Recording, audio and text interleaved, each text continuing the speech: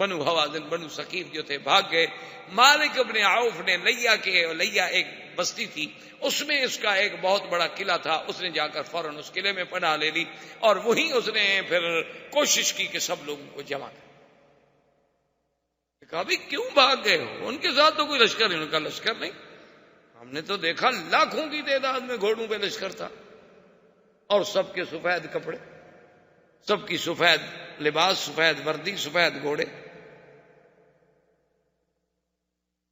انہوں نے کہا کہ اچھا ٹھیک ہے، لیکن بہرحال لشکر کو جمع کرو، گھبرانے کی بات نہیں ہے. پہلے وہ بھاگ گئے، اب ہم بھاگ گئے، چلو طائف کے قلعوں کے اندر محاصر ہو جاؤ، بند ہو جاؤ. اب ہم لڑیں گے، چلو آئیں گے مسلمان، لیکن اب ہم طائف میں قلعوں کے اندر بند ہو کے لڑیں گے، اب ہم میدان میں نہیں لڑیں. اللہ کی شان دیکھیں کہ جب وہ سارے بھاگ گئے، اب جب مسلمانوں نے ان کو سنبھالا، مال غنیمت کو جمع کیا، تو 24,000 تو وہ جناب اونٹ چھوڑ گئے، 40,000 بکری چھوڑ گئے، 3,000 عورتیں چھوڑ گئے،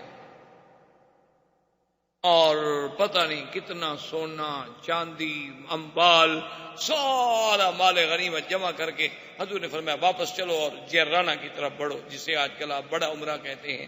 اس جعرانہ کے مقام پر حضور صلی اللہ علیہ وسلم تشریف لے آئے اور یہاں حضور نے آ کر اپنا کیمپ لگا دیا اور انتظار کیا کہ انتظار. جب سارا لشکر جمع ہو گیا، اب حضور نے حکم دیا کہ بھی طائف پہ حملہ. جب طائف پہ جا کر محاصرہ کیا، وہ تو قلعے بند ہو گئے، مسلمان باہر بیٹھے ہیں، وہ اندر بیٹھے. یہ وہ پہلا موقع ہے جہاں مسلمانوں نے دبابات کہتے تھے، دبابہ کہتے تھے کہ وہ ایک لکڑی کا بہت بڑا ایسے کمرہ بنا لیتے، آگے اس کے بڑا موٹا قسم کا چمڑا لگا دیتے اور اس کو پانی کے ساتھ تر رکھتے. اتنا بڑا ہوتا تھا وہ، یعنی لکڑی کا کمرہ بنا ہوا جس کے اندر 100 آدمی تقریباً بیٹھ جائے، اور پیچھے سے اس کو دھکیلا جاتا تھا، نیچے اس کے ویل لگائے جاتے تھے کہ بھی دھکیلتے لے جاؤ، اگر دشمن تیر برسائے تو تیر لگتا نہیں، کہ آگے اتنا موٹا چمڑا ہے کہ تیر کو نہیں کاٹ سکتا، اور اگر وہ آگ پھینکے تو وہ پانی مار رہے ہیں اندر سے، بھیگا ہوا ہے، آگ بھی نہیں لگتی. تو جب وہ قریب آ جائیں گے قلعے کے دیواروں کے، تو اب پیچھے اندر 100 آدمی چھپا ہوا ہے، وہ موقع دیکھ کر پھر قلعے کی دیوار کو توڑتا ہے اس کی پناہ میں. تو یہ سب سے پہلے دبابات استعمال ہوئے. لیکن بنو ثقیف بھی سمجھدار تھے، انہوں نے کہا تیر بھی کام نہیں کر رہے، نیزے بھی کام نہیں کر رہے، آگ بھی کام نہیں کر رہے. انہوں نے کہا آنے دو دبابات کو. جب دبابات قریب آئے، انہوں نے پتھر مارنے شروع کر. اب پتھر سے تو خرق تو ان کا ہوتا نہیں تھا، پتھر سے نتیجہ یہ نکلا کہ دباب ٹوٹ گئے اور مسلمانوں کو پھر پیچھے ہٹ. اب آگے بڑھ رہے ہیں، پیچھے ہٹ رہے ہیں، آگے بڑھ رہے ہیں، پیچھے ہٹ رہے ہیں، لیکن نتیجہ کوئی. حضرت خالد بن الولید رضی اللہ تعالی عنہ گھوڑے پہ سوار ہو کر ان کے قلعے کی دیواروں کے ساتھ چلے جاتے اور کہتے میں یبارزنی، او بنو ثقیف بڑے بہادر بنتے ہو، نکلو میدان میں. اب جناب حضرت خالد دعوت دے رہے ہیں، پکار رہے ہیں بھی باہر آؤ، مقابلہ کرو، نکلو، کون ہے میرے میں. ابدی علیہ نے اوپر سے کہا، اس نے کہا خالد 1 سال تک دعوت دیتے رہو، ہم نکلتے نہیں ہیں مقابلے پر، ہم جانتے ہیں تم کیا کہنا چاہتے ہو، ہمیں پتا ہے تم کیا کہنا چاہتے ہو، تم کیا کرنا چاہتے ہو، کہ ہمارے کم سے کم 1-2 بڑے تو نکلیں کسی طرح. ہم نہیں نکلتے اور ہمارے پاس سب کچھ ہے، 2 سال تک بیٹھے رہو، ہمیں کیا کر سکتے، ہم باہر نہیں لڑیں گے. آج کیا کریں، باہر نکلتے نہیں، دیوار ہم توڑ نہیں سکتے. اسی اثنا میں ابھی محجن ثقفی اور حضرت عمر کی آپس میں بات ہوئی. حضرت عمر نے کہا کہ کیا فرارون بزدل، چوہے کی طرح بلوں میں چھپے ہوئے ہو، اپنے آپ کو کہتے تھے ہم بڑے شیر ہیں، اور شیر میدانوں میں آ کے لڑتا ہے، یہ تو چوہے کا کام ہے کہ بل میں گھس جاؤ، ادھر سے نکل جاؤ، ادھر سے نکل جاؤ، یہ کو بہادری ہے. اس نے کہا عمر تم ہمیں جتنی غیرت دلاؤ نا، ہم نہیں نکلیں گے. اس نے کہا نہ نکلو، ہم بھی 2 سال نہیں چھوڑیں گے، ہم بھی بیٹھے رہیں گے یہاں، 2 سال ڈیرا لگا کے یہاں بیٹھے رہیں گے، کبھی تو نکلو گے نا. حضور نے حضرت ابو بکر کو بلایا، فرمایا ابو بکر اپنے صحابہ میں اعلان کرو اور رحیل، واپس آؤ، طائف فتح نہیں ہو. طائف ہم فتح نہیں کر سکتے. کلمات آیا. انہوں نے کہا اللہ نے کہہ دیا وَأُخْرَىٰ لَمْ تَقْدِرُوا عَلَيْهَا، اور ایک ایسی علاقہ ہوگا، ایسی جماعت ہوگی جس پر تم آپ قادر نہیں ہوں گے، آپ فتح نہیں کر سکیں گے. مجھے وحی کے ذریعے خبر دے دی کہ ہم نہیں فتح کر سکتے. حضرت ابو بکر آئے تو حضرت عمر لڑے تھے ابھی بے جن سے زور زور سے، وہ ادھر سے اوپر سے قلعے سے کھڑے ہو کے بات کری، یہ نیچے سے گھوڑے پہ کھڑے ہو کے بات. انہوں نے کہا عمر جھگڑا نہ کرو، اذن رسول اللہ بالرحیل، حضور نے حکم دے دیا ہے کہ واپس رکھو. کیوں؟ اس نے کہا اللہ کا حکم ہے کہ یہ فتح نہیں ہوگا. اب حضور صلی اللہ علیہ وسلم واپس جعرانہ تشریف لائے، اور جعرانہ میں میرے مدنی پاک نے 10 دن تک انتظار فرمایا کہ شاید وہ طائف والے، وہ بنو ثقیف شاید وہ لوٹ آئے، شاید ان میں کوئی عقل آ جائے، شاید ان میں کوئی رجل رشید پیدا ہو جائے، ان کو سمجھا دے. لیکن 10 دن کی انتظار کے بعد جب کوئی نہ آیا تو حضور نے حکم دیا ابھی اموال غنیمت تقسیم کرو. اور حضور صلی اللہ علیہ وسلم نے، یہ پہلا سال ہے جس میں مؤلفۃ القلوب، مؤلفۃ القلوب کا معنی یہ تھا کہ جو لوگ نئے نئے اسلام لائے تھے نا، ان کو حضور نے زیادہ مال دیا تھا کہ ان کی طرح دلجوئی ہو جائے، ان کی ہمت بندے کہ یار ہمیں اسلام میں دونوں فائدے ہو گئے نا، اسلام بھی ملا، خدا بھی ملا، دنیا بھی مل گئی. تو حضور نے حکم دیا. ابو سفیان آئے، حضور نے فرمایا 100 اونٹ اور 100 اوقیہ سونا ابو سفیان کو دیا جائے. اس نے کہا والے ابنی معاویہ یا رسول اللہ، مجھے تو آپ نے دیا، میرا بیٹا بھی تو ہے نا معاویہ، اس کو بھی تو دے نا. حضور نے فرمایا اچھا لے ابن ہی میت بعیر ومیت اوقیہ، اس کے بیٹے کو بھی 100 اونٹ اور 100 اوقیہ. اس نے کہا حضور میرا بیٹا یزید بھی تو ہے. حضور نے فرمایا اس کو بھی 100 اونٹ دے دو اور 100 اوقیہ سونا دے دو. جب سارا سونا اکٹھا کیا گیا حضور نے فرمایا لے جاؤ. اس نے کہا حضور کسی کو حکم دیں مجھے اٹھا کے حتب خیمے تک تو لے جائے. آپ نے فرمایا نہیں، اٹھانا تمہیں ہوگا، جب تمہیں دنیا کی اتنی محبت ہے تو اس کو اٹھاؤ خود. اب ابو سفیان اٹھا رہا ہے، 300 اوقیہ سونا اٹھانا کو آسان تو نہیں ہوتا نا. اب جناب اٹھاتا ہے، گر جاتا ہے، اٹھاتا ہے، فضح کا رسول. حضور ہنس رہے ہیں کہ دیکھو کیسے یہ دنیا کی محبت ہے ان کے دلوں. حضور نے فرمایا اقرا ابن حابس کو بھی 100 اونٹ. صفوان ابن امیہ حالانکہ کافر ہے، اس نے 3000 آدمی کو ہتھیار دیا تھا، آپ نے فرمایا اس کو بھی 100 اونٹ. یہ اصحاب المعین تھے. پھر اس کے بعد ایک عربی آیا، اس نے کہا حضور مجھے دیں. آپ نے فرمایا اس کو اتنی 100 بکری دے دو. کہا 100 بکری؟ آپ نے کہا ہاں اچھا ساری میری ہوگی. انہوں نے کہا وہ تو صحابی کہتے ہیں کہ وہ عربی بکریاں جب ہم نے دی نا، پھر پیچھے دیکھے کوئی آ تو نہیں رہا چھیننے کے لیے، مذاق تو نہیں کی گئی میرے ساتھ. بدو تھا نا جنگل کا بیچارہ، تھوڑا دور آگے بکریاں لے جائے، پھر کھڑا ہو کے دیکھے کوئی آ تو نہیں رہا، پھر چھین لیں گے. جب تسلی ہو گئی تو بھاگا، اپنی قوم کے پاس آیا، کہنے لگا عجیبو عجیبو رسول اللہ، او پاگلو بے وقوف نہ بنو، اسلام بھی ملتا ہے بکریاں بھی ملتی ہیں، چلو مسلمان ہو جاؤ. ساری قوم کو لے کے آیا، سب کے سب مسلمان، سب اسلام. نے کہا تو 2 فائدے ہو رہے ہیں، مال بھی مل رہا ہے. اسی اسنا میں قیدیوں میں جب عورتیں پکڑی گئی تھیں، چونکہ 3000 تو عورت تھی نا ان کی، تو قیدیوں میں ایک عورت شور مچا رہی ہے، فاتونی و رسول اللہ، فاتونی و رسول اللہ، جلدی کرو مجھے حضور کے پاس لے جاؤ. انا اخت رسول اللہ، انا اخت رسول اللہ، میں تو حضور کی بہن ہوں، مجھے تم نے گرفتار کیا ہوا ہے، کون ہے مجھے گرفتار کرنے والا؟ صحابہ کہتے ہیں واللہ ہمارا ہے نا اخت النبی، حضور کی کوئی بہن نہیں.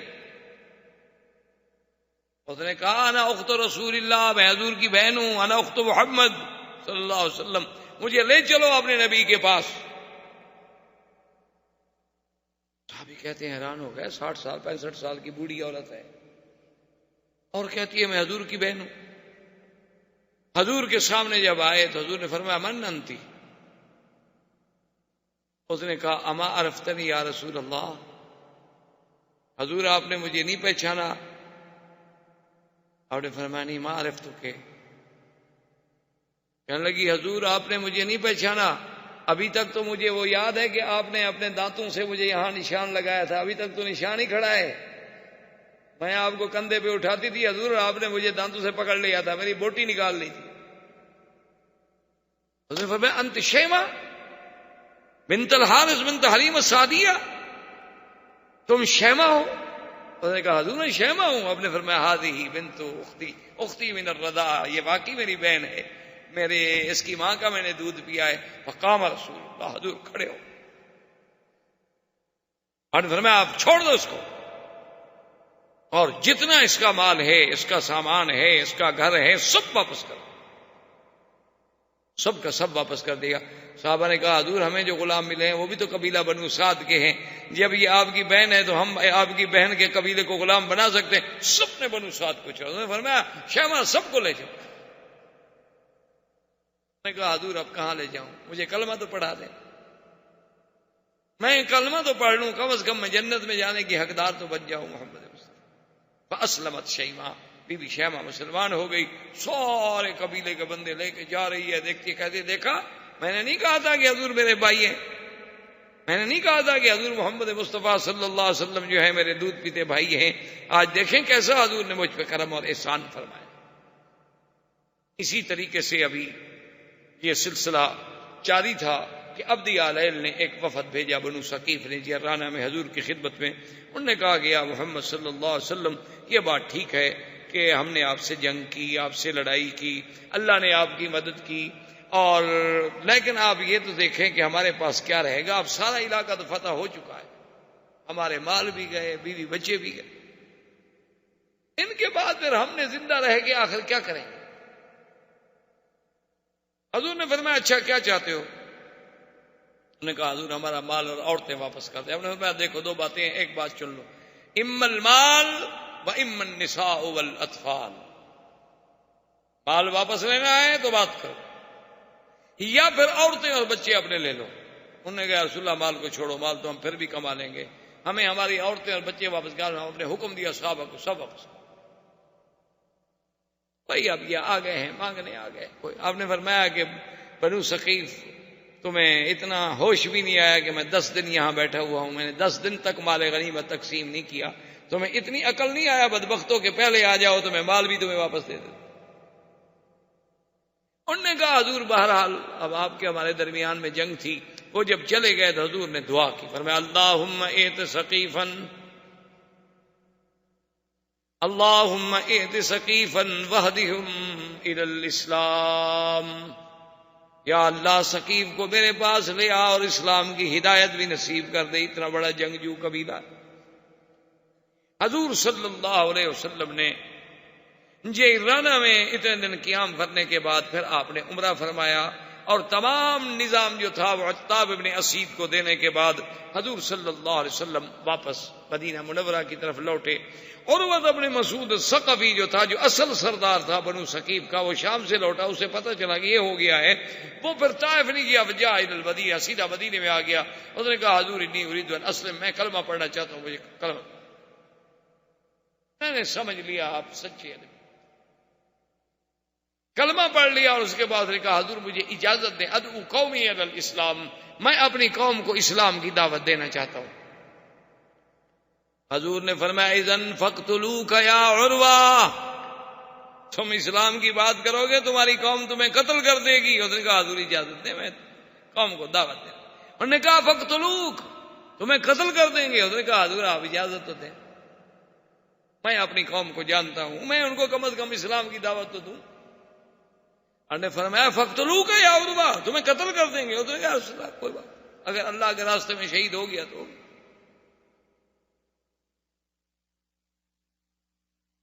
اب جناب جب واپس آئے تو یہ بنو ثقیف جو تھے یہ عزا کی پوجا نہیں، یہ لات کی پوجا کرتے تھے، اس کو کہتے تھے ربا. جب باہر سے آتے تھے تو پہلے ربا کے پاس جاتے تھے، وہاں سلام پڑھتے تھے، اور اس کا چومی چاٹی کرنے کے بعد پھر گھر میں جاتے تھے. تو اب عروہ ابن مسعود جو آیا تو جناب پوری قوم نے ڈھول تماشے استقبال ہار بار، ان کا سردار تھا، آ رہا تھا خوشی کی، لیکن وہ ربا کے پاس جانے کے بجائے گھر چلا گیا. اب ساری قوم پریشان کھڑی ہو، کہتے ہیں عجیب بات ہے، ماذا بلا ربا، ماذا بلا ربا، ربا کو کیا ہو گیا، ربا کے پاس نہیں گیا، ربا کے پاس نہیں گیا. میں نے کہا پتہ نہیں تھکا ہوا ہوگا، کچھ صبر تو کرو.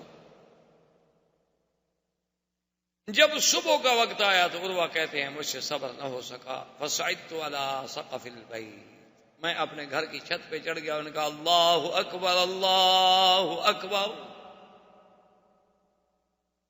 یہ ہے نا مجاہدوں کا مسئلہ، اللہ اکبر، قوم حیران کہ عروہ بن مسعود اسلم بھاگے آئے، دیکھا تو آپ اذان میں اشہد اللہ الہ الا اللہ، ظالموں نے تینوں کی بوچھاڑ کر دی، وہیں شہید۔ اور حضور پاک نے جو فرمایا تھا کہ تیری قوم تجھے قتل کر دے گی، وہ بات بھی حضور کی سچی ہو۔ حضور صلی اللہ علیہ وسلم ابھی انتظار میں ہیں، خدا کی شان ہے کہ پھر بنو ثقیف نے سوچا، اور مالک ابن عوف جو تھا وہ اپنے حصن سے نکلا، سیدھا مدینے پہنچا اسلام۔ ان کو پتہ چلا کہ بھی عروہ بھی مسلمان ہو گیا، اب مالک ابن عوف بھی مسلمان ہو گیا، ہمارے سردار بڑے بڑے سارے مسلمان ہو گئے، بھائی اس کا مطلب ہے اسلام سچا دین ہے۔ ہم اپنا وفد بھیجتے ہیں لیکن ہم مسلمان تو ہوتے ہیں، لیکن حضور کے ساتھ کچھ شرطیں کریں گے تاکہ بالکل بھی ہم کمزور ثابت نہ ہوں، یعنی کچھ شروط کے ساتھ۔ آ گیا وفد، حضور فرمایا ہاں بھائی کیا کہتے ہو؟ انہوں نے کہا حضور ہم اسلام لانے کے لیے آئے لیکن ہماری ایک شرط ہے۔ حضور نے فرمایا وہ کیا شرط ہے؟ انہوں نے کہا حضور آپ کو پتا ہے کہ آپ بڑے قبیلے کے لوگ ہیں اور بڑے طاقتور لوگ ہیں اور ایسے لوگ ہیں، ہم زنا نہیں چھوڑیں گے۔ حضور نے فرمایا انی لا اقبل، میں کبھی قبول نہیں کر سکتا، زنا کو اللہ نے حرام کر دیا ہے۔ یہ اچھا اسلام ہے کہ میں اسلام تو تمہارا قبول کر لوں اور تمہیں اجازت دے دوں کہ زنا کرتے رہو؟ انہوں نے کہا اچھا حضور ہمیں پھر سوچنے دیں۔ سوچ کے دوسرے دن آ گئے، انہوں نے کہا ٹھیک ہے حضور زنا نہیں کریں گے، لیکن مہربانی کریں کم سے کم شراب تو چھٹی دے دیں، وہ تو پیتے رہیں۔ میں لا اقبل، میں تو اللہ کے حدود کو نہیں توڑ سکتا، میں تو اللہ کا نبی ہوں اور اللہ کے احکام کا پابند ہوں، یہ کون سا اسلام ہے جس میں شراب پینے کی اجازت دے دی جائے؟ اچھا حضور پھر سوچنے دیں۔ پھر تیسرے دن آ گئے، انہوں نے کہا اچھا حضور دیکھیں ہم کلمہ بھی پڑھتے ہیں، اسلام بھی لاتے ہیں، لیکن زنا بھی نہیں کریں گے، شراب بھی نہیں پی، مہربانی کریں سود والے بات ختم نہ کریں، ربا جو ہے نا ہمارا بہت پیسہ پھنسا ہوا ہے، اور پھر وہ اتنا پیسہ ہمارا رک جائے گا اور آئندہ کے لیے ساکھ ہماری ختم ہو جائے گی۔ جیسے آج مسلمان ڈرتے ہیں نا جی کہ اگر ہم نے سود کو حرام کر دیا، پاکستان میں یہی بڑا مسئلہ چلا ہوا ہے نا کہ جی اگر سود حرام ہو گیا تو جن کا سود ہے وہ چکر، اچھا جو قرضے ہم نے لیے ہوئے ہیں باہر کے ملک ہمیں کیا کہیں گے؟ کہ ایک بڑی ذمہ دار شخصیت نے یہاں مجھے مکہ مکرمہ میں کہا کہ مکی صاحب آپ کہتے ہیں ٹھیک ہے کہ واقعی سود اللہ کے ساتھ جنگ ہے، واقعی سود جو ہے حرب ہے، واقعی سود جو ہے یہ حرام ہے، لیکن ہم تو مجبور ہیں کہ جو ہم نے ورلڈ بینک سے، IMF سے، ادھر سے قرضے لیے ہوئے ہیں، جب ہم ان کو کہیں گے ہم سود نہیں دیتے ہیں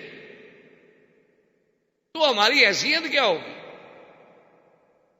کہا جی آپ تو ویسے بے وقوف ہیں، گھبرا رہے ہیں۔ انہوں نے کہا جی وہ کیسے؟ میں نے کہا جی یہ پرسنل ترمیم اور یہ سارے قوانین جن کے تابع انہوں نے اسلحے دینے بند کر دیے، امدادیں بند کر دی، کیونکہ جی ہماری پارلیمنٹ میں ایک کارکن نے، ایک رکن اسمبلی نے ایک ترمیم پیش کی تھی، منظور ہو گئی۔ وہ کہتے ہیں جناب یعنی صدر جو ہے وہ کہتا ہے جی میں چاہتا ہوں، میں جانتا ہوں، میں سمجھتا ہوں کہ آپ کے جہازوں کے پیسے ٹھیک ہیں، جہاز ہم نے آپ کو بیچے تھے، پیسے ہم نے آپ سے لیے تھے، جہاز ہمارے پاس کھڑے ہیں، اس جگہ کا کرایہ بھی ہم لے رہے ہیں، واقعی آپ کے ساتھ ظلم ہوا ہے، لیکن ہم کیا کریں کہ اسمبلی میں ایک قانون پاس ہو چکا ہے، اس کے تابع ہم آپ کو دے نہیں سکتے، ہم اس قانون کے آگے مجبور ہیں، اس میں ترمیم کرنے کے لیے ہم کوشش کریں گے۔ نے کہا جی اگر وہ اپنے ایک رکن اسمبلی کی پیش کردہ ترمیم منظور کرانے کے بعد یہ حق رکھتے ہیں کہ پیسے بھی کھا جاؤ، جہاز بھی پی جاؤ، کرایہ بھی لیتے رہو، کھڑے بھی تمہارے ملک میں رہے، تو ہم بھی کہہ دو جی ہمارے اسلام نے فیصلہ کر دیا ہے حرام نہیں دیتے، ہماری بھی اسمبلی کا فیصلہ ہے، ہماری پارلیمنٹ نے پاس کر دیا، السلام علیکم۔ میں تو چاہتا ہوں کہ آپ کا پیسہ واپس ہو، لیکن کیا کریں، اسمبلی نے پاس کر دی، یہ تو حل ہے۔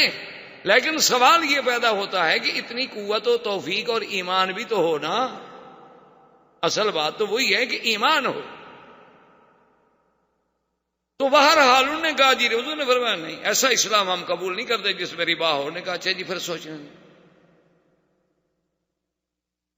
چوتھے دن پھر آ گئے، انہوں نے کہا حضور چلو ہم زنا بھی نہیں کریں گے، شراب بھی نہیں پیئیں گے، سود بھی نہیں لیں گے، لیکن ایک مہربانی کریں، وہ ہماری ربا جو ہے نا، ہمارا بت جو ہے جس کی ہم پوجا کریں، اس کو نہ توڑیں، بس اتنا مہربانی کر دیں، اتنا رعایت ہماری کر دیں آپ کہ اس کو ہمارا جو وہ روزہ ہے نا وہ رہے، تو ہمارا اڈا جو ہے نا وہاں آخر ہم پھر قوالی کہاں کریں گے؟ پھر ہم مجرا رونق ملا کہاں کریں گے؟ اگر یہ بھی اجڑ گیا بات تو مسجد میں تھوڑی کرنے دیں گے آپ قوالی، اس کے لیے بھی تو ہمیں کوئی مقام چاہیے نا۔ حضور نے فرمایا لا اقبل، میں یہ بھی قبول نہیں کر سکتا، اللہ نے مجھے حکم دیا ہے غیر اللہ کی پرستش اس کو مٹانے کے لیے، اور میں کہوں کہ تمہاری ربا رہ جائے۔ انہوں نے کہا اچھا حضور پھر سوچو، جاؤ سوچو۔ پھر آ گئے 5 دن کے بعد، حضور فرمایا کیا کہتے ہو؟ انہوں نے کہا اچھا حضور ایسا کریں کہ ہم ربا کو نہیں توڑیں گے، دیکھنا ہم چلو کلمہ ہم پڑھ لیتے ہیں، مسلمان بھی ہو جاتے ہیں، ہم اس کو نہیں توڑیں گے، اور آپ اگر توڑنا چاہتے ہیں تو توڑ دیں، اور جو آدمی توڑے گا اگر تو اس کو کچھ ہو گیا پھر ہم ذمہ دار نہیں ہیں، پھر یہ نہ کہنا کہ آپ کی سازش ہے۔ حضور نے فرمایا نہیں کوئی فکر نہ کرو، آپ تمہیں ذمہ دار نہیں۔ حضور پاک نے فرمایا کہ جاؤ اپنی قوم کو کہو ہم قبول کرتے ہیں۔ حضور نے حضرت عمرو بن العاص کو بھیجا کہ ان کے ساتھ جاؤ، ربا کو توڑو، اور سب قوم اگر کرے تو بیعت علی الاسلام لے لو۔ اب یہ راستے میں پھر جناب مشورے میں لگ گئے، انہوں نے کہا ایک بات سنو، ایسا کرتے ہیں کہ عمرو بن العاص جا رہا ہے ہمارے ساتھ، اس کو عزت کے ساتھ لے جاؤ، یہ جب ربا کو توڑے نا 2 دن صبر کرو، اگر اس کو کچھ ہو گیا ہم مسلمان نہیں ہوں گے، پھر تو ہماری ربا ٹھیک ہے، ہم دوبارہ اس کو بنا لیں گے، کیا ہے خدا ٹوٹ گیا پھر بنا لیں گے، تو بناتے پہلے بھی تو ہم نے بنایا تھا نا، ہم ایک دفعہ پھر بنا لیں گے، کیا فرق پڑتا ہے؟ اور اگر اس کو کچھ نہ ہوا نا تو اس کا مطلب ہے کہ ہم جو کچھ کرتے رہیں بے وقوفی کرتے رہیں، کیونکہ اگر اس میں کچھ زور ہو تو اپنے توڑنے والے کا بھی کچھ نہ بگاڑ سکے تو ہماری کیا مدد کرے گی؟ میں کہا ان کا دل میں چھپاؤ، یہ بات کسی کو نہیں کہنی۔ حضرت عمرو بن العاص آئے، جناب لیا کلاڑا، کھڑے ٹوٹے ٹکڑے کر کے مٹی اٹھی ساری اٹھا کے پھینک کے سیدھی کر دی۔ 2 دن گزر گئے، کچھ نہیں ہوا، آگے انہوں نے کہا جی اب ہمیں پتہ لگ گیا اسلام سچا مذہب ہے، اب صحیح مسلمان ہو۔ فاسلموا، سب کے سب اسلام لے آئے، حضور پاک صلی اللہ علیہ وسلم نے اسلام قبول فرما لیا۔ اب اس کے بعد 9 ہجری جو ہے یہ عام الوفود ہے کہ پھر جناب وفد کے وفد، جس کو قرآن کہتا ہے اذا جاء نصر اللہ والفتح ورأیت الناس يدخلون فی دین اللہ افواجا فسبح بحمد ربک واستغفرہ انہ کان توابا۔ اب ہر طرف سے فوجیں کی فوجیں لا رہی ہیں، سب اسلام میں داخل ہو رہے ہیں، زندگی باقی تو بات باقی، واللہ تعالی اعلم وعلمہ اتم۔ الحمدللہ رب العالمین والصلاة والسلام علی اشرف الانبیاء وسید المرسلین سیدنا ومولانا محمد وعلى آلہ واصحابہ اجمعین۔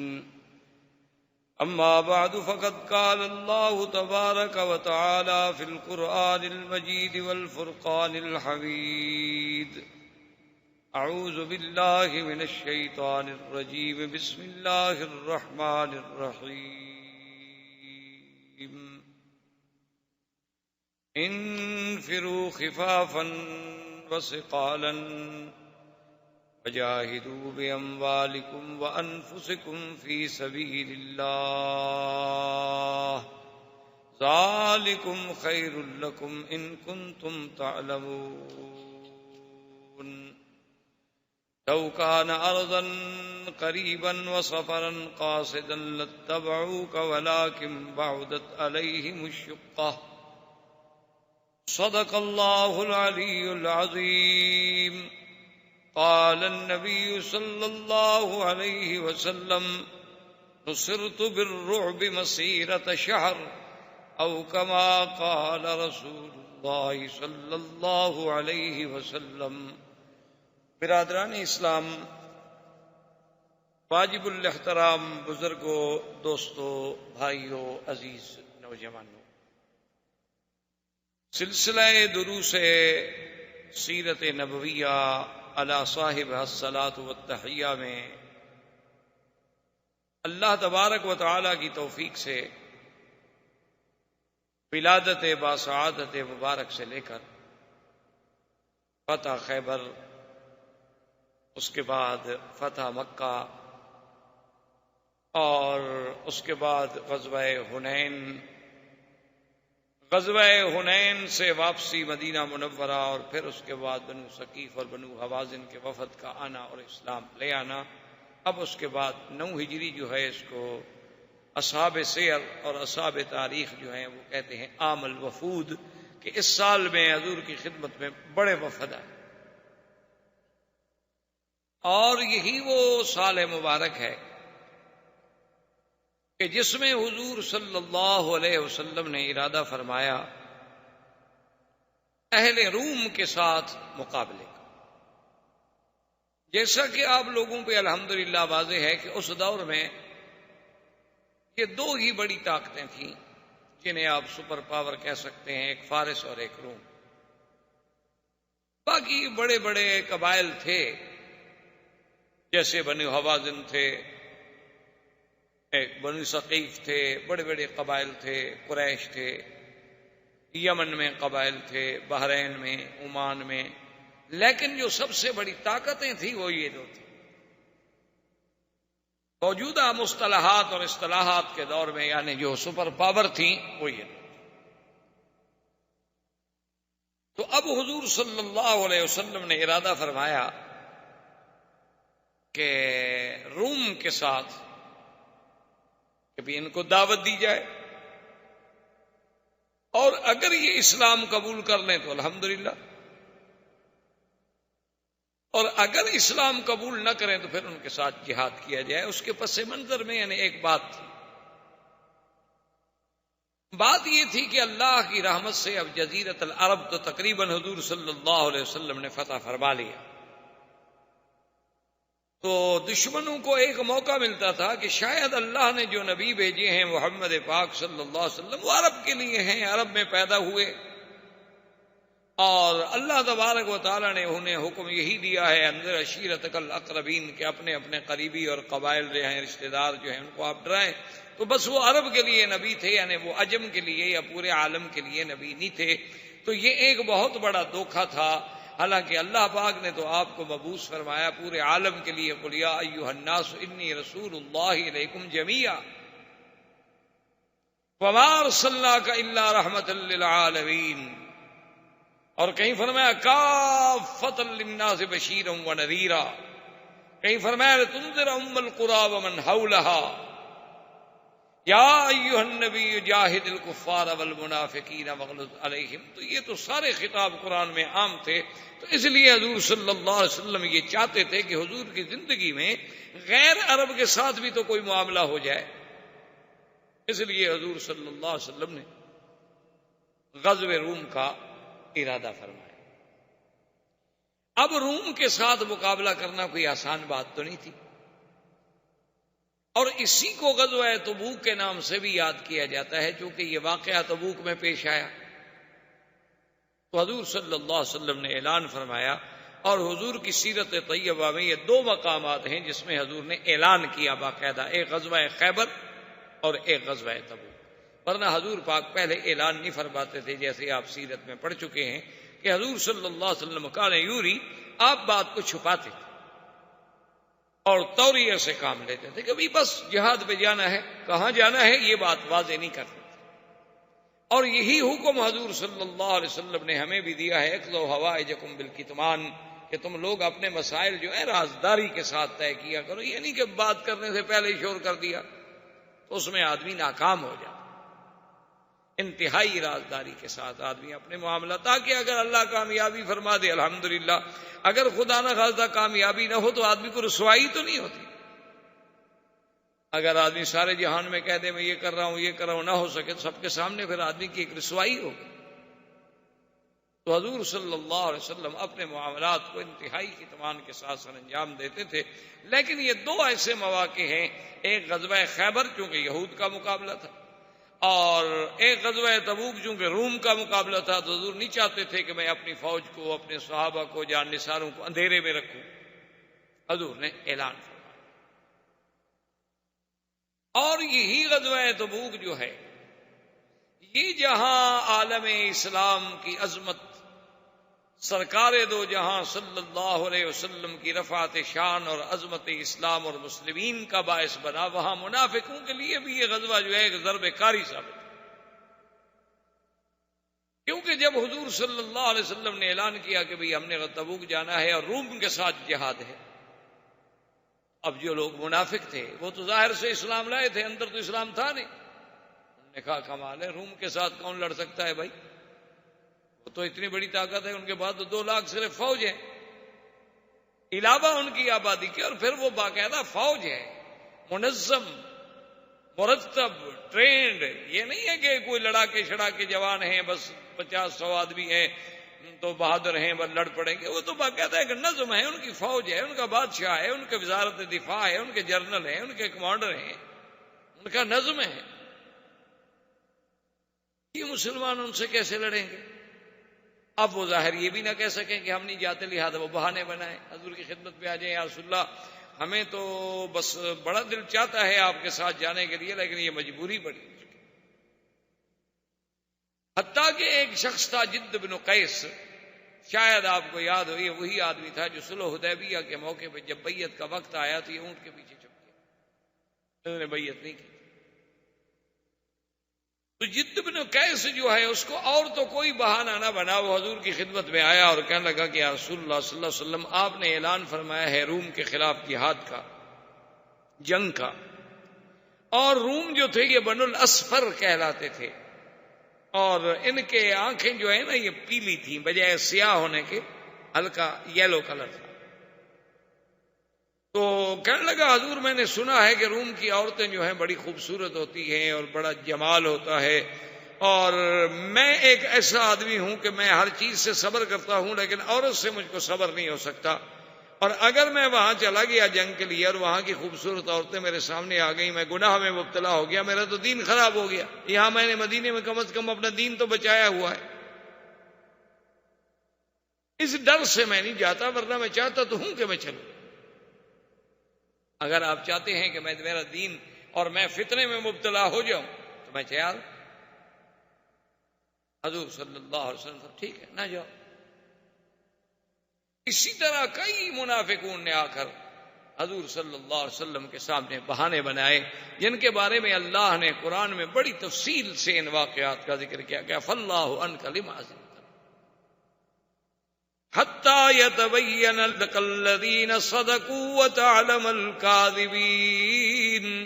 محمد عربی صلی اللہ علیہ وسلم، اللہ نے آپ کو معاف تو کر دیا، لیکن آپ نے ان کو کیوں اجازت دے دی؟ آپ ان کو اجازت نہ دیتے تو بات کھل جاتی نا، آپ کہتے کہ نہیں چلو۔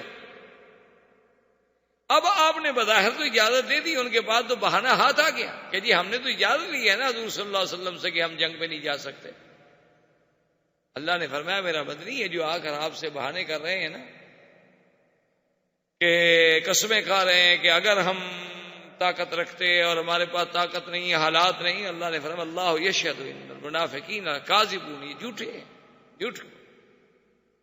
اور اس کے بعد حضور صلی اللہ علیہ وسلم نے اعلان فرمایا کہ تمام صحابہ سے کہ بھئی یہ غزوہ جو ہے چونکہ ایک بڑا عظیم غزوہ ہے اور اس میں ہمارا شرکت کرنا جو ہے اس کے لیے مالی طور پر بھی جہاد کرنا ہے، تو کچھ چندہ جمع کیا جائے، جس سے علماء نے حضور کی سیرت سے یہ سبق حاصل کیا ہے کہ ایسے مواقع پر مسلمانوں کا چندہ کرنا جو ہے یہ بھی سنت رسول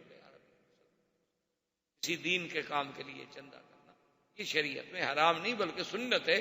شرط یہ ہے کہ آگے اس کا استعمال جو ہے وہ پوری ذمہ داری کے ساتھ کیا جائے، ورنہ بذات ہی چندہ کرنا عیب نہیں ہے۔ جیسے لوگ بعض کہہ دیتے ہیں دیکھو جی مولوی مدرسوں کے لیے چندہ کرتے ہیں، یتیم خانوں کے لیے چندہ، یہ تو سنت رسول ہے۔ ہاں اگر کوئی آدمی چندہ کرنے کے بعد غیر ذمہ داری کا ثبوت دیتا ہے اور مال میں خیانت کرتا ہے تو الگ جرم ہے، وہ تو اگر آپ ویسے بھی خیانت کریں تو جرم ہے۔ حضور صلی اللہ علیہ وسلم نے جب چندے کا اعلان فرمایا تو ایک آدمی نے، ایک اعرابی تھا، وہ اپنا بہت سارا مال لے کے آیا، منافق بھی بیٹھے ہوئے، تو منافقوں نے اعتراض کیا کہ دیکھو جی عجیب آدمی ہے، سارے گھر کا مال اٹھا کے لے کے آ گیا، یہ کوئی بات ہے کہ سارا گھر لٹا دو اور خود بھوکے رہ جاؤ؟ یہ تو ریا کر رہا ہے، دکھلا رہا ہے لوگوں کو بھی میں بڑا سخی ہوں، کہ اب دشمن نے تو اعتراض کرنا ہے۔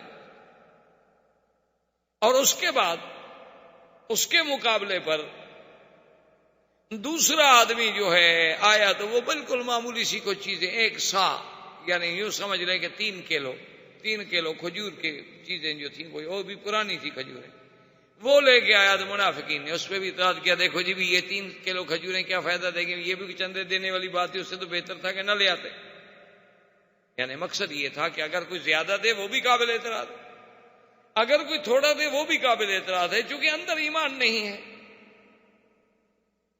سیدنا عمر بن الخطاب رضی اللہ تعالی عنہ فرماتے ہیں کہ اس دن مجھے بڑا خوشی بھی ہوئی اور مجھے یقین بھی آیا کہ الیوم نسبق ابا بکر، میں نے کہا کہ آج میں حضرت ابو بکر سے سبقت لے جاؤں گا کہ ابو بکر کسی کام میں بھی ہمیں آگے نہیں آنے دیتا، لیکن آج انشاءاللہ میں ابو بکر سے بڑھ جاؤں گا، کیونکہ میرے پاس بہت مال ہے۔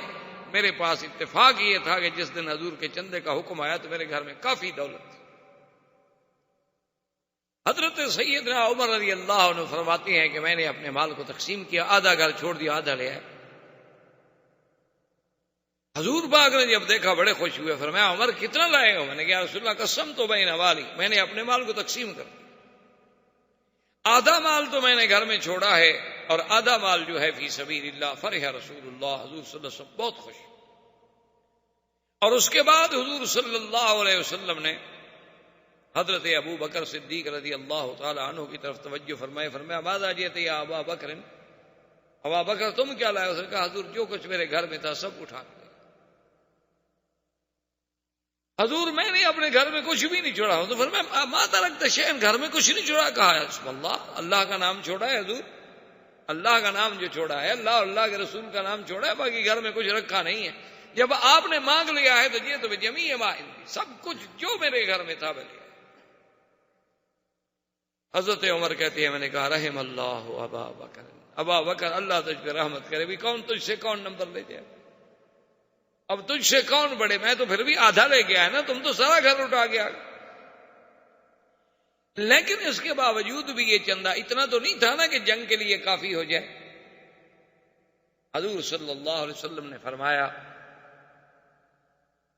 آپ نے ترغیب دی، فرمایا من یجہز، کون ہے جو تجہیز کرے، فلہ الجنہ، اس کے لیے جنت۔ حضرت عثمان کھڑے، انہوں نے کہا کہ یا رسول اللہ صلی اللہ علیہ وسلم 100 بعیر باعلاسها واقطابها، حضور 100 اونٹ اور بما پلان بما سامان کے، خالی اونٹ نہیں۔ حضور صلی اللہ علیہ وسلم نے فرمایا کہ اچھا، پھر حضور نے فرمایا من یجہد جیش العسرہ، غزوۃ العسرۃ۔ حضرت عثمان پھر کھڑے ہو گئے، انہوں نے کہا رسول اللہ اور 100 اونٹ۔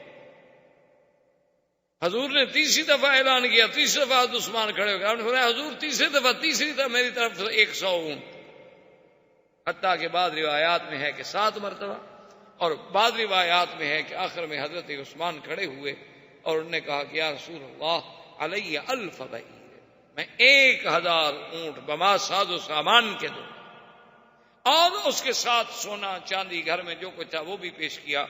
تو ایک روایت میں آتا ہے کہ حضور اس کے پیسوں سے اپنے ہاتھ میں یوں ہلا رہے ہیں اور مسکرا بھی رہے ہیں اور فرما بھی رہے ہیں کہ ما ضر عثمان ما عمل بعد اليوم، ما ضر عثمان ما عمل بعد اليوم، ما ضر عثمان ما عمل بعد اليوم، کہ عثمان آج کے بعد تو بھائی جو کچھ بھی تم عمل کرو نا تمہیں کوئی نقصان نہیں دے سکتا، تمہارے لیے جنت لازم۔ اس طرح حضور صلی اللہ علیہ وسلم نے غزوہ تبوک کے لیے اپنے جیش کو تیار فرمایا، اور سیر میں اور تواریخ میں یہ بات ثابت ہے کہ اس وقت حضور کے ساتھ جانے والا لشکر جو ہے وہ 30,000 پر مشتمل تھا، اور یہ مسلمانوں کی بہت بڑی تعداد تھی کہ 30,000 کا لشکر جرار جو ہے وہ غزوہ تبوک کے ارادے سے نکلا۔ حضور صلی اللہ علیہ وسلم نے مدینہ منورہ پر اپنی عدم موجودگی میں، کیونکہ حضور تو اب تشریف لے جا رہے تھے غزوے کے لیے، حضور پاک نے اپنی عدم موجودگی میں امیر بنایا سیدنا علی رضی اللہ تعالی عنہ، استخلف علی المدینہ، حضرت نے مدینہ منورہ پر آپ کو امیر بنایا کہ میری عدم موجودگی میں آپ یہاں امیر ہوں گے، نماز، معاملات، نظام سب آپ کی ذمہ داری ہے۔ ابو بکر، عمر، عثمان وہ تو سب حضور کے ساتھ رضوان اللہ علیہ۔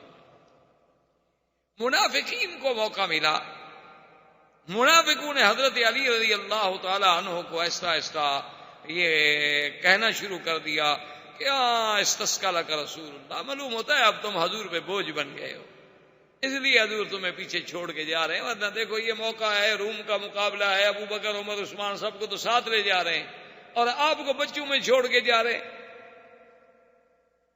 حضرت علی رضی اللہ تعالی عنہ کو بھی ان کے کشتانے ناگوار گزرے، حالانکہ اس کی وجہ ایک یہ تھی کہ حضور صلی اللہ علیہ وسلم کی بیٹی کو سیدہ فاطمہ رضی اللہ تعالی عنہ بھی تکلیف سے تھی، ان کو بھی ضرورت تھی، تو اس لیے بھی حضرت علی رضی اللہ تعالی عنہ چھوڑے، لیکن حضرت علی سے صبر نہ ہو سکا، آپ نے جناب سا اٹھایا، سامان اٹھایا، تیاری کی اور جناب اونٹ پہ بیٹھے اور اونٹ بگایا اور پہنچ گئے حضور۔ ابھی مدینے کے باہر کیمپ لگا کے پورا جیش رکا ہوا تھا، ابھی آپ چلے نہیں تھے۔ حضور صلی اللہ علیہ وسلم نے جب دیکھا کہ سیدنا علی رضی اللہ تعالی عنہ آ گئے تو فرمایا ماذا جاء بک یا علی، علی آپ کیسے آئے؟ تو اس نے کہا رسول اللہ استخلفتنی علی الاطفال والنساء، مجھے بچوں عورتوں کے ساتھ چھوڑ کے جا رہے ہیں آپ، اور سب بہادر آپ کے ساتھ جنگ میں جا رہے ہیں اور میں یہاں بچوں میں رہوں۔ تو آپ نے فرمایا اما ترضى انت منی بمنزلۃ ہارون من موسیٰ الا لا نبی بعدی۔ آپ نے فرمایا کہ حضرت علی کیا تم اس بات پہ راضی نہیں ہو کہ اللہ تمہیں وہ مقام دے رہے ہیں جو اللہ نے ہارون کو دیا تھا، کہ ہارون علیہ السلام کو موسیٰ علیہ السلام نے کہا تھا اخلفنی فی قومی، ان کو خلیفہ بنایا تھا، تو میں تمہیں خلیفہ بنا کے اپنا جا رہا ہوں، تمہارے لیے کوئی معمولی مقام ہے؟ اما ترضى انت خلیفتی فی اہلی و اہلک، کہ میرے اہل میں، میرے بچوں میں اور اپنے بچوں میں تمہیں نگران بنا کے جا رہا ہوں، اتنی بڑی اعزاز، اتنا بڑا مقام پہ تم راضی نہیں ہو؟ عجیب بات ہے۔ اور دیکھیں حضور پاک نے کتنی بڑی بات کہہ دی کہ انت منی بمنزلۃ ہارون من موسیٰ، کہ تم میرے بعد ایسے ہو جیسے موسیٰ علیہ السلام اور ہارون، لیکن ساتھ یہ بھی فیصلہ کر دیا کہ کہیں ایسا نہ ہو کہ ہارون تو نبی تھے، کہیں کوئی دنیا میں کوئی بندہ، کوئی فرقہ باطلہ، کوئی قادیانی، کوئی مسیلمۃ ابن الکذاب، کوئی کذاب پنجاب، کوئی دجال پیدا ہو کر یہ بھی نہ کہہ سکے کہ ہاں حضور کے بعد بھی تو نبی ہو سکتا ہے، حضور نے وہی درجہ دیا نا موسیٰ علیہ السلام والا جو ہارون کا درجہ تھا۔ حضور نے فرمایا لیکن یہ بات یاد رکھو لا نبی بعدی، میرے بعد نبوت نہیں، تم ہارون جیسے خلیفے بنے تھے، خلیفہ تو ہو لیکن نبی نہیں ہو۔ اچھا اسی طرح سے دیکھیں اب اتفاق کی بات یہ ہوتی ہے کہ یہی وہ روایت ہے جس کو بعض ہمارے روافض اور شیعہ حضرات جو ہیں وہ دلیل پکڑتے ہیں، وہ کہتے ہیں جی حضور کے بعد خلیفہ تو حضرت علی ہے، دیکھیں جن کو حضور نے اپنی زندگی میں مدینے میں خلیفہ بنا دیا، اور پھر حضور صلی اللہ علیہ وسلم نے فرما دیا کہ جیسے ہارون اور موسیٰ، اور ہارون اور موسیٰ کے درمیان میں اور کوئی تیسرا آدمی نہیں ہے، تو نبی اور علی کے درمیان میں ہم ابو بکر اور عمر عثمان کو کیسے آنے دیں؟ تو لہذا انہوں نے اس حدیث سے بھی اپنا مستدل کیا ہے روافض نے اور شیعہ نے کہ دیکھو جی انت منی بمنزلۃ ہارون من موسیٰ، اور ہارون اور موسیٰ کے درمیان میں کوئی فاصل نہیں، تو ہم نبی اور علی کے درمیان میں ابو بکر اور عمر عثمان کو کیسے فاصل مان لیں؟ تو اس لیے بہرحال یہ بات یاد رکھیں کہ حضور صلی اللہ علیہ وسلم کا خلیفہ بنانا اپنی حیات میں آپ نے فرمایا کہ بھی مدینے میں یا میرے اہل میں یا اپنے اہل میں اگر ہارون سے تشبیہ دی جائے، یاد رکھو تو ہارون علیہ السلام تو بڑے ہیں موسیٰ علیہ السلام سے، اور ہارون تو موسیٰ کی زندگی میں فوت ہو گئے، وہ تو ہارون موسیٰ علیہ السلام کے بعد خلیفہ بنے ہی نہیں۔ اگر ہارون علیہ السلام کے ساتھ ہی تشبیہ دینی ہے تو ہارون علیہ السلام تو موسیٰ علیہ السلام کی زندگی میں فوت ہو گئے. چلو ہم آپ کی بات مانتے ہیں کہ جیسے ہارون موسیٰ کی زندگی میں تو خلیفہ بنا تھا ایک مسئلے میں، اسی طرح حضرت علی کو بھی ہم مانتے ہیں کہ ایک موقع پر خلیفہ بنے تھے. جیسے ہارون موسیٰ علیہ السلام کی موت کے بعد خلیفہ نہیں بنا، پھر حضرت علی کو تو بالکل خلیفہ نہیں بننا چاہیے، کیونکہ اس کے بعد تو ہارون ہے ہی نہیں. ہارون تو پہلے فوت ہو گئے، ابھی موسیٰ علیہ السلام زندہ تھے. حتیٰ کہ یہود نے یہ الزام بھی لگا دیا تھا کہ ہارون علیہ السلام کو حضرت موسیٰ علیہ السلام نے قتل کر دیا، اور اللہ تبارک و تعالیٰ نے معجزے کے طور پہ ہارون علیہ السلام کو دوبارہ زندہ کیا. حضور علیہ السلام دوبارہ زندہ ہوئے، انہوں نے کہا کہ ماں قتلنی موسیٰ، مجھے موسیٰ علیہ السلام نے تو نہیں مارا بدبختو. تو پھر جا کے انہوں نے موسیٰ علیہ السلام کی جان چھوڑی. تو ایسی باتوں سے خلافتیں نہیں ثابت ہوتی. خلافت کوئی مسیحیت کا پوپ نہیں ہوتا، یاد رکھو. خلافت جو ہے وہ کوئی مسیحیت کا پوپ نہیں ہے، وہ کوئی ہندو مت کا دیوتا دیوی نہیں ہے، نہ وہ کوئی سکھوں کا گرو گردوارا ہوتا ہے کہ جس کے لیے بس پیشانیوں کا سجدہ اور عقیدت کافی ہو. خلیفے کے لیے تو تمکن فی الارض کی ضرورت ہوتی ہے. وعد اللہ الذین آمنوا وعملوا الصالحات ليستخلفنهم فی الارض کما استخلف الذین من قبلهم.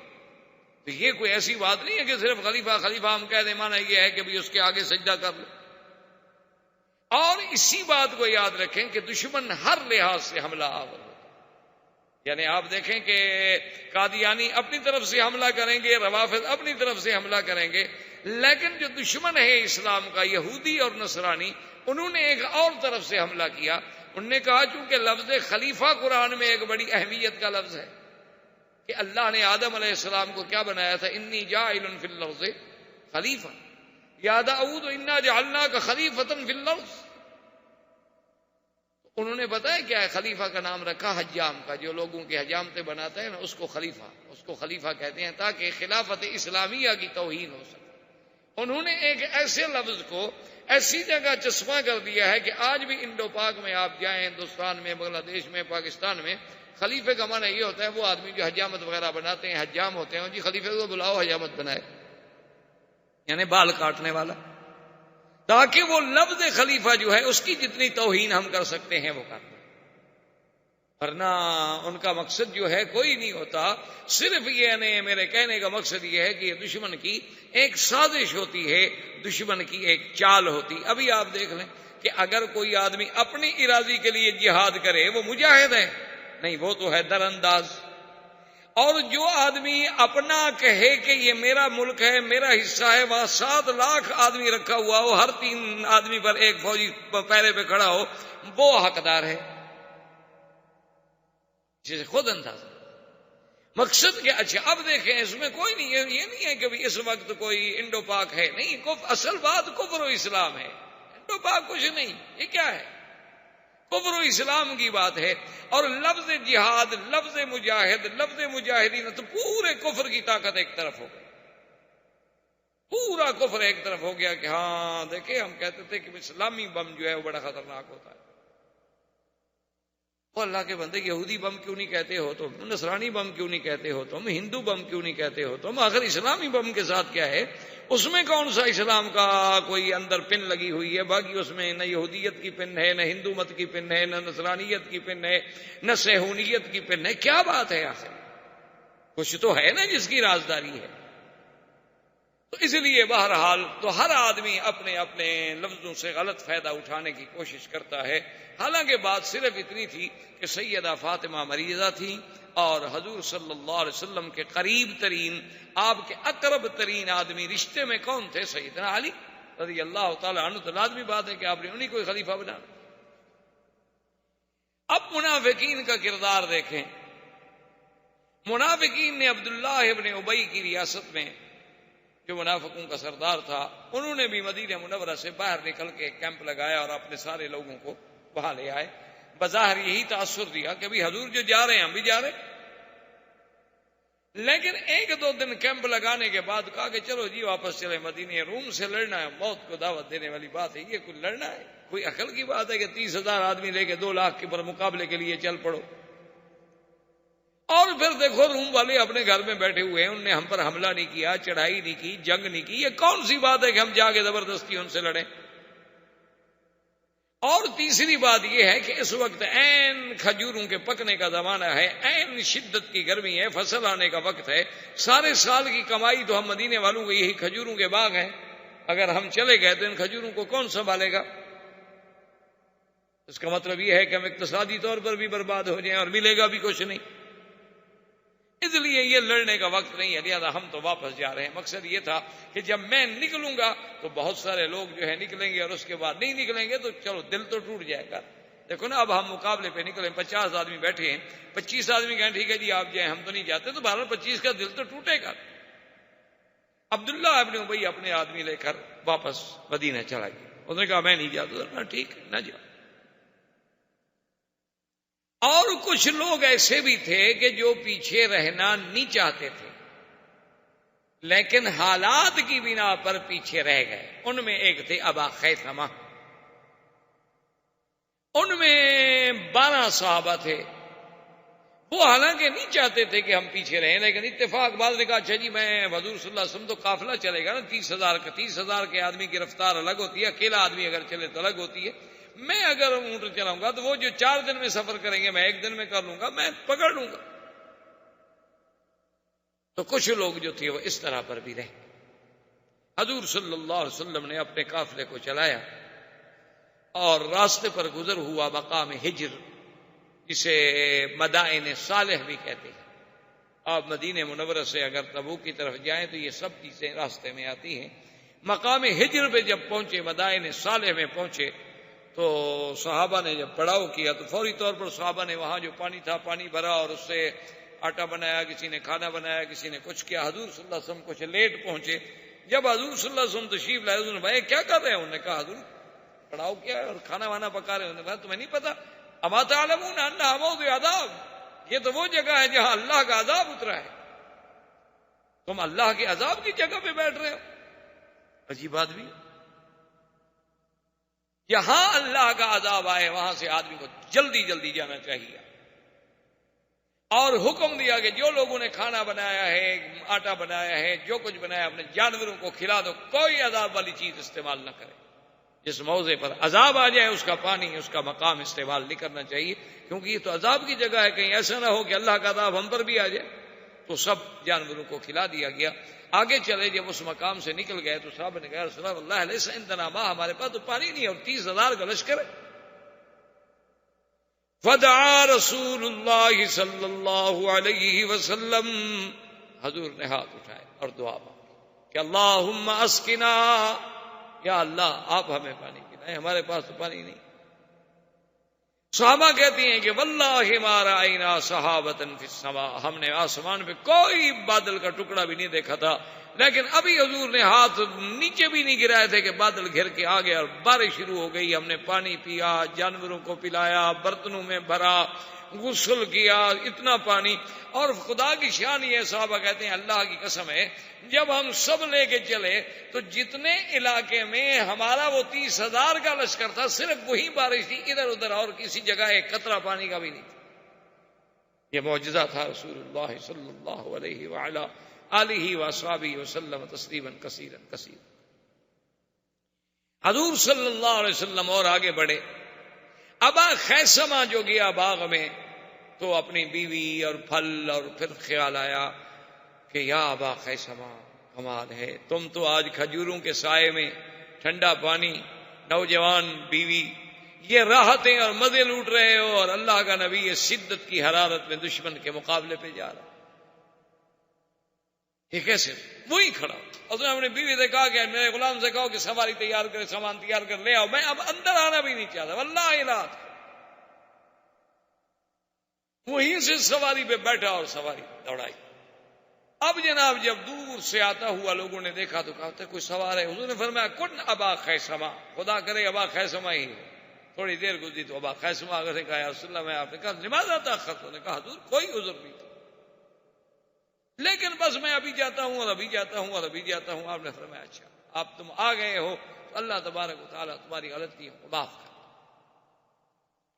اور اسی طرح سیدنا ابی ذر رضی اللہ تعالی عنہ جو ہے، خدا کی قدرت ہے، ان کی اونٹنی جو تھی وہ بیمار ہو گئی، وہ چلنے میں پیچھے رہ گئی، قافلہ آگے نکل گیا، ابو ذر پیچھے رہ گیا۔ اب کچھ لوگ منافقین ساتھ بھی تھے، تو انہوں نے کہنا شروع کر دیا، انہوں نے کہا ہاں دیکھا نا، ابھی ذر کے دل میں بھی کوئی کھوٹ تھا، اسی لیے تو رہ گیا نا، ورنہ آنا جاتا۔ حضور صلی اللہ علیہ وسلم نے فرمایا کہ سنو، ان کان خیرن، اگر اس کے دل میں بھلائی ہے تو آ جائے، اور اگر اس کے دل میں بھلائی نہیں ہے تو اراحکم اللہ، پھر اللہ نے اس سے نجات دی۔ اچھا ایک آدمی کے دل میں ہمارے لیے خیر بھی نہ ہو تو ہمارے ساتھ ہوگا تو کیا فائدہ ہوگا، اس سے تو بہتر ہے کہ وہ نہ ہو ہمارے ساتھ۔ حضرت ابی ذر کہتے ہیں کہ میں نے کوشش کی اونٹنی کو چلانے کی، لیکن میری اونٹنی اتنی بیمار، اتنی معذور تھی کہ نہیں چلا۔ تو حضرت ابا ذر رضی اللہ تعالی عنہ فرماتے ہیں کہ میں جناب حیران ہو گیا، کیا کروں؟ پھر میں نے اپنی اونٹنی کو چھوڑ دیا، سامان بھی جتنا چھوڑا کر سکتا تھا معمولی سا لے لیا، اور پیدل میں نے کہا بھی اب قافلے کو چھوڑتا نہیں ہوں، پیدل چلتا ہوں، موت آ گئی تو اللہ کی مرضی۔ اب قافلہ 30,000 اونٹوں پہ جا رہے ہیں اور ابھی ادھر پیچھے اکیلا پیدل جا رہا ہے۔ اچھا وہ تو رات کو دن پڑاؤ بھی کرتے، آرام بھی کرتے، لیکن ابھی ادھر کوئی آرام نہیں کر رہا، چل رہا ہے۔ کافی دیر کے بعد ایک مقام پہ حضور صلی اللہ علیہ وسلم بیٹھے تھے، تشریف فرما تھے، تو دور سے ایک آدمی چلتا ہوا آیا۔ اب ہر آدمی اپنی رائے دے رہا ہے، کوئی کہہ رہا ہے یار فلاں بندہ لگتا ہے، کوئی کہتا ہے فلاں بندہ لگتا ہے۔ حضور نے فرمایا کن ابا ذر، خدا کرے کہ ابا ذر۔ تھوڑی دیر گزری، قدم ابی ذر، حضرت ابی ذر آ گیا، تو فرمایا کیا ہو گیا؟ اس نے کہا رسول اللہ میری تو اونٹنی بیمار ہو گئی، آخر میں نے اونٹنی چھوڑ دی۔ حضور صلی اللہ علیہ وسلم نے فرمایا یمشی وحدہ ویموت وحدہ ویبعث وحدہ۔ ابو ذر میرا ایسا ہے کہ چلتا بھی اکیلا ہے، جب موت آئے گی تب بھی اکیلا ہو، اور جب قبر سے اٹھے گا تب بھی اکیلا ہوگا۔ یہ تو ہے ہی عجیب، کیونکہ حضرت ابی ذر جو تھے نا یہ بڑے زاہد آدمی تھے، اتنا آدمی تھے کہ یہ یعنی اپنے اجتہاد کے اعتبار سے یہ دوسرا کپڑا رکھنے کے بھی قائل نہیں تھے۔ مقصد وہ کہتے دوسرا جوڑا حرام، بس جو پہنا ہوا ہے ٹھیک ہے بس۔ اچھا ابھی کھانا بچ گیا ہے کل کے لیے رکھو، کہتے یہ بھی حرام ہے۔ بھئی گھر میں کم سے کم خرچہ تو رکھ لیں، ایک مہینہ کہتے یہ رکھنا بھی حرام ہے، بس جو اللہ نے دیا ہے کھا لو، باقی خیرات کر دو، کل کا دیکھا جائے گا۔ اسی لیے حضرت ابی ذر رضی اللہ تعالی عنہ کے اس اجتہاد اور زہد اور تقوی کو دیکھ کر حضرت عثمان نے اپنے زمانے میں منت کی، انہوں نے کہا حضرت ابی ذر آپ کے ساتھ کوئی نہیں گزارا کر سکتا، اور آپ اصحابی رسول ہیں، آپ کا انکار بھی کوئی نہیں کر سکتا، مہربانی کریں آپ مدینے سے باہر رہیں، آپ کے فتوے پر نہیں چل سکتی دنیا۔ حضرت عثمان نے معافی مانگی، اور حضرت ابی ذر جو تھے ربضہ میں چلے گئے، مدینہ منورہ سے دور چلے گئے، اور اپنی بیوی سے کہہ دیا کہ دیکھو اب ہم اکیلے ہیں، اور میرے نبی نے کہا تھا کہ یمشی وحدہ ویموت وحدہ، میں نے مرنا بھی شاید اکیلا ہے، اسی لیے مدینہ چھوڑ کے ربضہ میں آ گیا ہوں، جب میں مر جاؤں تو تم مجھے غسل تو دے نہیں سکتی ہو، اکیلی عورت کیا کرو گی، ایک چھوٹا غلام ہے، میری چارپائی گھسیٹ کے اب جو ہے سڑک پہ رکھ دینا، علی قارعۃ الطریق، راستے پہ رکھ دینا، کوئی گزرے گا تو جنازہ پڑھ لے گا، تو کوئی جنگل کے جانور کھا جائیں گے، چھوڑ دے۔ ٹھیک، خدا کی قدرت ابی ذر فوت ہو گئے، اب اکیلے، ایک بیوی ہے بوڑھی اور ایک چھوٹا سا غلام ہے بیچارہ۔ اس کے بعد جناب انہوں نے جو کچھ ان سے بن پڑا غسل کیا، اس کے بعد جنازہ کفن وغیرہ پہنایا اور سڑک پہ لا کے رکھ دیا۔ کیا کریں، وہاں کوئی مسلمان ہی نہیں، جنازہ پڑے کون قبر کھودے۔ تھوڑی دیر ہی ابھی گزری تھی کہ حضرت عبداللہ ابن مسعود رضی اللہ تعالی عنہ حضور کے صحابی جلیل القدر قافلہ لے کے گزرے، دیکھا کہ راستے پہ، انہوں نے کہا من نہ آتا، انہوں نے کہا ابی ذر فبقى عبداللہ، حضرت عبداللہ بن مسعود رو گئے، رونے لگے، فرمایا سمعت رسول اللہ صلی اللہ علیہ وسلم یقول یمشی وحدہ ویموت وحدہ ویبعث وحدہ۔ انہوں نے کہا خدا کی قسم میں نے حضور سے سنا تھا، حضرت ابی ذر کے بارے میں حضور نے فرمایا تھا کہ یہ اکیلا رہتا ہے، اکیلا مرے گا، اکیلا اٹھے گا، اللہ کے نبی کا فرمان صدق رسول اللہ۔ تو حضرت عبداللہ بن مسعود نے قافلہ روکا، قبر تیار ہوئی، جنازہ پڑھا، اور ابی ذر رضی اللہ تعالی عنہ کو بڑے شان اعزاز کے ساتھ دفن کر دیا گیا۔ تو حضور کی وہ بات جو آپ نے غزوہ تبوک کے موقع پر فرمائی تھی وہ سچی۔ حضور صلی اللہ علیہ وسلم جب تبوک میں پہنچے تو تبوک کے ساتھ ہی قریب میں ایک قبیلہ تھا، قبیلہ بنو ایلہ۔ حضور نے حکم دیا خالد کو کہ ان پہ چڑھائی کرو۔ خالد نے چڑھائی کی، انہوں نے کہا جی ہم جزیہ دیتے ہیں، ہم لڑتے نہیں، وہ جزیہ دینے پہ راضی۔ اس کے بعد حضور نے فرمایا خالد ایک قریب اور قبیلہ ہے دومت الجندل، اور ان کا جو بادشاہ ہے اس کا نام ہے اکیدر۔ اکیدر دومت الجندل جو ہے وہ شکار کا بڑا رسیا ہے، اور اس کو زیادہ عادت ہے کہ وہ بکر وحش، ایک تو گائے ہوتی ہے نا جو ہمارے یہاں اپنے گھروں میں، ایک ہوتی ہے گائے جسے ہم کہتے ہیں جنگلی گائے، عرب اس کو کہتے ہیں بکر الوحش، بعض لوگ اسے نیل گائے بھی کہتے ہیں۔ اس کا بڑا وہ شکار کا عادی ہے، تم جاؤ گے دیکھو کہ شکار میں کہیں نہ کہیں تمہیں مل جائے گا۔ تو حضرت خالد اپنے سپاہی لے کے بڑھے، دومت الجندل والوں کو بھی پتہ لگ گیا کہ ہم پر حملہ ہونے والا، ان کا بڑا قلعہ تھا، وہ قلعے میں اسیر ہو گئے۔ اب قلعے کی چھت پہ کھڑا ہے وہ اکیدر اپنی بیوی کے ساتھ جو ان کا بادشاہ تھا۔ خدا کی قدرت دیکھو کہ 20-25 نیل گائے بکر الوحش جو ہے نا جی، 20-25 کا ریوڑ پورے کا پورا آ رہا ہے اور آ رہا ہے اور آ رہا ہے، اور اسی طرح قریب ہوتا جا رہا ہے جدھر ان کا وہ حصن ہے۔ حضرت خالد دور کھڑے دیکھ رہے ہیں، انہوں نے کہا صدق رسول اللہ، حضور نے سچ فرمایا کہ بکر الوحش تو آ گئی لیکن وہ شکاری تو ابھی تک نہیں نکلے۔ تو اس کی بیوی کہنے لگی کہ اکیدر دیکھو آج تک تم نے نیل گائے کو کبھی نہیں جانے دیا، اتنی نیل گائے جا رہی ہوں بھلا کوئی صبر کرتا ہے؟ اس نے کہا صبر کی بات نہیں ہے، اب ان کو شکار کرنے جائے خطرہ ہے کہیں خود شکار نہ ہو جائے۔ تو اس نے کہا کوئی نہیں، ایسی بات تو کوئی نہیں ہے، تو بالکل آپ کے قلعے کے قریب جا رہی ہیں، ان کو شکار کرنے کتنی دیر لگے گی، شکار کرو پھر اندر آ جاؤ۔ انہوں نے کہا ہاں یہ بات ٹھیک۔ تو وہ جناب اترا، اس کا بھائی تھا حسان، وہ بھی اترا، اور حسان اس وقت ایک ایسے لباس میں تھا کہ اس زمانے میں ریشم و کم خواب کا لباس تھا اور سونے کی تاروں کا اس پہ کام ہوا۔ اب اس نے جب نیل گائے، اچھا خدا کی قدرت یہ ہے کہ جب وہ نیل گائے کے قریب آ گیا تو نیل گائے اور ہٹنے لگی، وہ اور آگے جائیں وہ اور پیچھے جائیں، وہ اور آگے جائیں وہ اور پیچھے جائیں، اس جگہ پر وہ نیل گائے ان کو لے آئیں جہاں خالد کھڑے۔ وہ تو اب شکار میں اندھے ہو کے آ گئے نا، پیچھے دھند میں آ گئے نا۔ تو خالد نے حملہ کر دیا، نتیجہ یہ نکلا کہ حسان قتل ہو گیا، اس کا بھائی، اور اکیدر جو تھا اکیدر دومت الجندل وہ گرفتار۔ حضور صلی اللہ علیہ وسلم کے پیش کیا گیا، اس نے کہا یا رسول اللہ بس جو اللہ کو منظور تھا ہو گیا، بہرحال میں جزیہ دینے پہ راضی ہوں۔ اب تم قیدی ہو، تمہاری بات کون مانتا؟ کہا حضور نہیں، بہرحال میں اپنی قوم کا سردار ہوں، میری بات جو ہے قوم نہیں ٹال سکتی، میں جو فیصلہ کروں گا میری قوم وہی قبول کرے۔ تو اس کی قوم نے بھی قبول کر لیا، اور دومت الجندل جو ہے وہ بھی حضور صلی اللہ علیہ وسلم کے اسلام کے زیر نگی آ گئی۔ اب صحابہ حیران ہو کر حسان کے لباس کو دیکھ رہے ہیں کہ ایسا قیمتی لباس انہوں نے تو کبھی دیکھا ہی نہیں تھا نا، کہ ریشم کے لباس ہو اور سونے کی باریک تاروں سے اس پر کام کیا جائے۔ تو حضور نے فرمایا لبنادیل سعد فی الجنت خیر منها۔ میں کیا دیکھ رہے ہو؟ میرے ساتھ جو صحابی فوت ہو گئے نا، ان کے جنت میں جو ناک صاف کرنے کے رومال ہے نا، وہ بھی اس سے کروڑ درجے بہتر ہیں۔ کیا دیکھ کیا رہے، یہ تو معمولی چیز ہے۔ اور اس کے بعد حضور صلی اللہ علیہ وسلم نے اپنا پیغام بھیجا ہرقل روم کو، اور اس میں آپ نے لکھا ہرقل روم کو کہ انی ادعوک الی جنت ارضها السماوات والارض اسلم وَإِلَّا فَعَلَيْكَ اسْمُ الْإِرِّيسِينَ۔ حضور نے خط لکھا ہرقل کو، جب خط پہنچا خط پڑھا۔ خط پڑھنے کے بعد چونکہ ہرقل جو ہے وہ صرف بادشاہ نہیں تھا بلکہ تورات و انجیل کا عالم بھی تھا، اس نے اپنی قوم کو بلایا، اپنے روسا کو بلایا، اپنے جرنلز کو بلایا، اپنے رہبان احبار کو بلایا۔ اس نے کہا دیکھو ایک خط آیا ہے۔